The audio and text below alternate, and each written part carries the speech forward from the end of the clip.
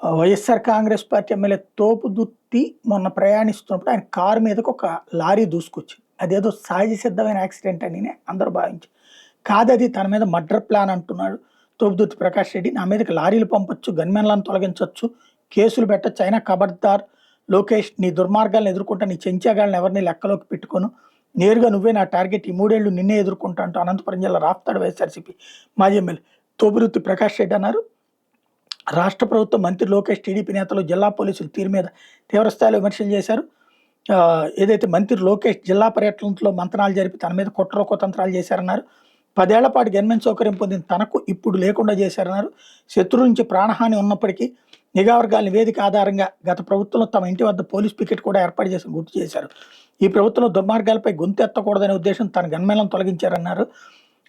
అదే సందర్భంలో బుధవారం సాయంత్రం సీబండమీదపల్లి సమీపంలో తాడిపత్రి వైపు నుంచి వస్తున్న తమ వాహనాన్ని కళ్యాణదుర్గం టీడీపీ ఎమ్మెల్యే అమిలినేని సురేంద్రబాబుకు చెందిన టిప్పర్ ఢీకొట్టే ప్రయత్నం చేస్తున్నారు. తమ డ్రైవర్ చాకచక్యంగా వివరించడంతో అరడుగు దూరంలో ప్రమాదం తప్పిందని చెప్పారు. యూటర్న్ లేని ప్రాంతంలో రోడ్డును తొలగించి ఎందుకు మలుపు పెట్టారో అధికారులు చెప్పాలన్నారు. లోకేష్ సహకారిత ఎమ్మెల్యేలు పట్టాల సునీత, అమిలినేని సురేంద్రబాబు తాను హత్య చేయాలని చూశారని ఆరోపించుకొచ్చారు.